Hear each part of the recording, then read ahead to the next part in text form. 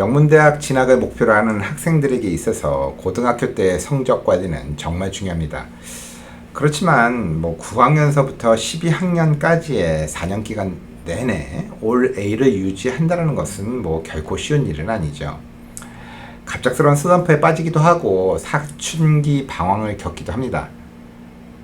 그랬다가도 대부분은 다시 잘 극복하는 게 또 아이들이긴 합니다만, 문제는 이런 시기를 거치면서 성적이 떨어졌을 경우에 대학 입시에 있어서는 분명 나쁜 영향을 끼칠 수 있다는 점입니다. 이미 벌어진 일이고 이미 결정된 성적이니만큼 받아들여야 함에 있어서도 하필이면 그 시기에 또한 그 과목에 있어서의 오점이 너무 눈에 띄어서 속이 상하고요. 그것 때문에 원하는 대학을 포기하기에는 지금까지 노력이 너무 아깝다라고 생각하시는 분들을 위해서 오늘 방송을 하려고 하는데요. 자, 그래서 오늘은요, 나쁜 성적을 처리하는 6가지 방법에 대해서 말씀드리고자 합니다. 사실 이 나쁜이라는 용어라는 것 자체가 기준이 무척 모호한 말입니다. 왜냐면요, 상대적일 수밖에는 없기 때문인데요. 예를 들어서 B라는 성적을 받았다고 합시다. 그랬다 하더라도 항상 A만을 받았던 학생에게는 충격적이고 나쁜 성적일 수가 있겠지만요. 반면에 주로 C를 받고 D도 간혹 있던 학생에게 B라는 성적은 나름 파이팅한 결과일 수가 있겠습니다. 아무튼 이런 나쁜 성적이라는 그 정의가 듣는 사람에 따라서 온도차가 있을 수는 있겠지만요. 오늘 여기서는 본인이 평소에 받았던 성적에 비해서 현저히 낮은 점수를 정의한다고 하겠습니다. 또한 오늘 여기서 말씀드리려고 하는 나쁜 성적은요, 여러분들이 학교에서 보는 무슨 퀴즈나 프로젝트 성적 또는 중간고사 성적을 이야기하는 것은 아닙니다. 어차피 저는요, 그 대학 입시 사정관들의 눈높이에서 말씀을 드리는 거기 때문에 그런 차원에서 말씀을 드리면 여러분들이 학기 중에 치르는 여러 가지 평가 항목 및 시험은요, 대학 입시 사정관들 입장에서는 관심도 없고요. 또한 대부분의 고등학교에서 대학에 제출하는 성적표에는 중간고사나 기말고사 성적조차 표시를 하지 않고 최종 성적만을 표시하는 경우가 대부분입니다. 또한 입시 사정관들도 설령 최종 성적 이전에 시험 성적을 볼 수 있다 하더라도 이를 무시할 가능성이 많습니다. 다시 말하면요, 대학의 입시 사정관들이 관심을 가지는 것은 final grade, 즉 최종 성적이고요. 오늘 이야기하려고 하는 내용도 이 최종 성적 중에 나쁜 성적이 있을 경우에 어떻게 처리를 해야 하는지에 대해서 알아보는 시간을 갖도록 하겠습니다. 먼저 에세이나 short response를 이용하라라는 말인데요. Common Application의 에세이나 Supplement 에세이 또는 short response 등은요, 다른 성적들에 비해서 유달리 안 좋은 성적에 대해서 변명을 할 수 있는 기회를 제공하고 있습니다. 사실 여러분들은 그 기간에 병원에 입원을 하셨을 수도 있고 가정의 큰 변화로 안정된 환경을 갖지 못하셨을 수도 있습니다. 이런 이유가 아니라 그리 거창하지도 못한 이런 게 변명거리가 될까 하는 사소한 문제일 수도 있습니다.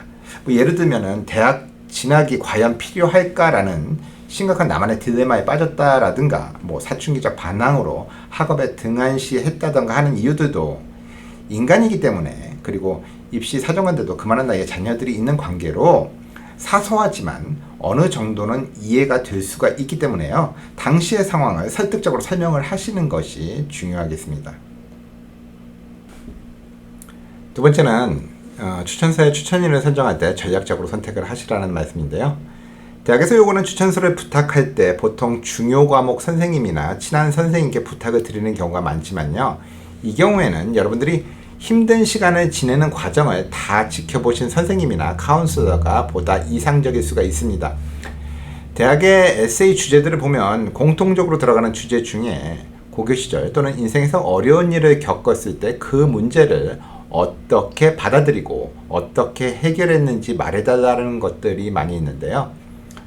이러한 질문을 하는 이유는 분명 학생들이 대학에 입학하고 졸업을 하는 그 4년 동안의 기간 동안에 대학 수업의 높은 난이도로 인해서 평균적으로 최소한 2번 이상은 좌절을 겪을 것이라는 것을 입시사정관들은 그동안의 경험상으로 자주 잘 알고 있습니다. 따라서 고등학교 때 이러한 학업적인 도전을 맞이했을 때 이에 잘 대응을 하고 결국 잘 극복한 학생에게 높은 점수를 주고 싶어 합니다. 따라서 이러한 경험이 있다면요, 이 과정을 지켜본 카운슬러 선생님이나 해당 과목 선생님께 추천서를 부탁드린다면 다른 지원자들에 비해서 오히려 눈에 띄는 인상적인 지원자로 남을 수가 있겠습니다. 세 번째는 테스트에서 증명하라라는 말입니다. 아이들이 나쁜 성적의 이유로 담당 과목 선생님과의 안 좋아진 관계를 원인으로 지목하는 경우는요, 생각보다 아주 흔합니다. 뭐 학기 초에 찍혀갖고 그 선생님은 나한테 항상 안 좋은 점수만 준다라고 얘기를 한다든가, 또는 이유 없이 나만 미워한다라든가, 뭐 그 선생님이 인종차별주의자 같다라든가 하는 아이들의 특정 선생님을 향한 비난은요, 과연 그럴까 하는 의심이 들 정도로 다양하고도 많죠. 물론 한쪽 이야기니만큼 반대로 선생님들의 이야기를 들어보면 또 뭐 전혀 다른 이야기인 경우도 많습니다. 그렇지만 어떤 경우라 할지라도 학생과 선생님과의 관계가 안 좋으면요, 당장 손해를 보는 것은 학생 당사자입니다. 특히 본인이 나중에 대학에서 전공하려는 분야와 관련이 있는 과목에서는 그 문제가 더욱 심각해질 수가 있습니다. 즉, 뭐 만약에 정치학이나 법률 쪽을 전공하고자 하는 학생의 바이오 점수가 나쁘다면요, 대신 AP English나 AP US History 같은 과목에서 A나 5점을 받으면 바이오 과목의 낮은 점수가 입시 사정관 눈에 다행스럽게도 눈에 잘 안 띌 수도 있습니다. 그러나 만일 이 학생이 프리메드나 헬스 계통의 지망 학생의 경우라면 완전히 다른 이야기가 될 수가 있겠죠. 그나마 뭐 이 바이오 과목이 레귤러 바이오에서 선생님의 억울한 편견으로 나쁜 점수를 받았다면 AP 바이오와 같은 그보다 상급 과정에서 좋은 점수를 받음으로써 해결할 수가 있습니다. 그렇지만 만약 문제의 과목이 AP 바이오와 같이 해당 과목에서 최고 과정인 경우에는 뭐 또 다른 얘기가 될 수가 있겠죠.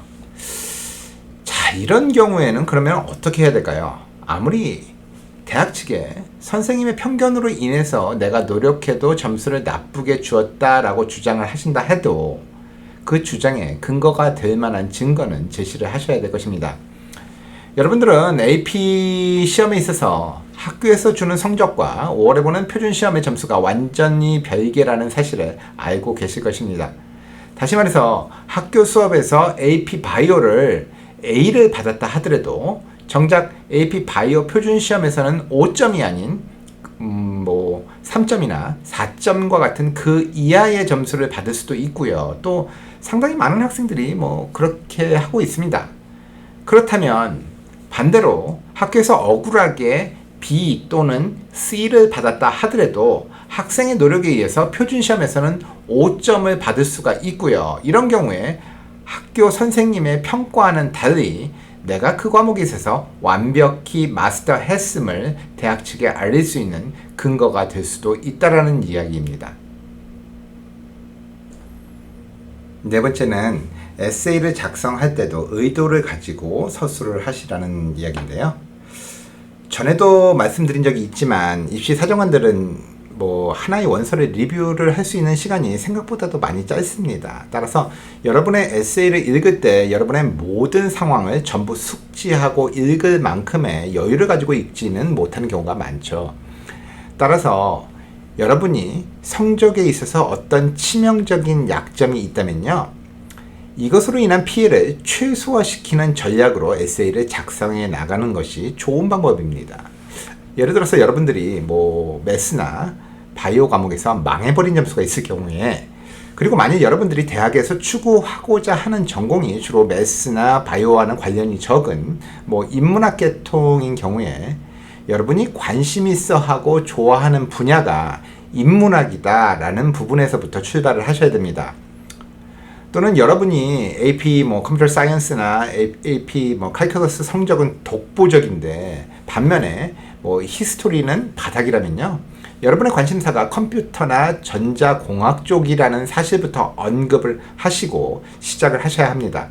그렇게 함으로써 굳이 지원 학생이 에세이에 변명하기도 전에 입시 사정관의 머릿속에 아마 얘는 뭐 수학이 약하겠네 또는 히스토리는 약할 수도 있겠지라는 그런 선입견이 먼저 들어가 있게 되고요. 나쁜 성적에 대한 변명을 했을 때도 그게 뭐 예상한 대로기 때문에 큰 문제가 아닐 수 있다라는 생각을 자연스럽게 갖게 될 수 있습니다. 다섯 번째는 뭐 SAT나 ACT 같은 시험을 보라는 얘기인데요. 요즘 대부분의 대학들이 SAT나 ACT 시험에 있어서 테스트 옵셔널 정책을 시행하고 있는데 여러분들이 아셔야 하는 거는요. 이는 옵셔널이라는 점이지 뭐 모라토리엄을 선언한 것은 아닙니다. 물론 캘리포니아의 대학들 중 뭐 UC 대학들이나 칼스테이트과 같이 아예 없애버리거나 뭐 칼텍과 같이 시한부적인 모라토리엄을 선언한 경우는 제출하실 필요가 전혀 없습니다만 테스트 옵셔널의 경우에 시험 점수를 제출하지 않아도 불이익을 안 준다라는 것이지 좋은 점수를 제출한 학생이 불리할 이유는 아무것도 없습니다. 특히 나쁜 성적으로 인해서 GPA가 영향을 받은 경우에는요. 높은 SAT나 ACT 점수는 나쁜 점수를 어느 정도 상쇄시키는 효과가 있기 때문에 결코 그냥 지나치기에는 아까운 옵션일 수가 있습니다. 한 연구에 따르면요, 컬리지 보드 사이트에 있는 그 무료로 해주는 칸 아카데미에서 약 한 뭐 20시간 정도를 공부했을 때 평균 115점 정도가 상승했다라고 하는데요. 이런 결과가 뭐 누구에게나 다 모두 적용될 수는 없겠지만 아무튼 시간 대비 효과는 충분할 듯 싶습니다. 마지막으로 조준 목표를 조금 낮추라는 얘기입니다. 매년 느끼는 바이지만 해마다 지원 학생들의 성적은 높아져만 가고 갈수록 눈부실 만한 성취를 이룬 학생들은 늘어만 가는데 이런 학생들이 입학하기를 희망하는 대학들은요 언제나 비슷하다라는 것이 문제입니다. 솔직히 뭐 한 10여 년 전만 하더라도 어지간한 성적이면 다른 부분들을 좀 잘 보완해서 준비를 하면은 뭐 IB 같은 수준의 탑 대학들에 입학시키는 것이 그리 어려운 문제만은 아니라고 생각을 했었는데요.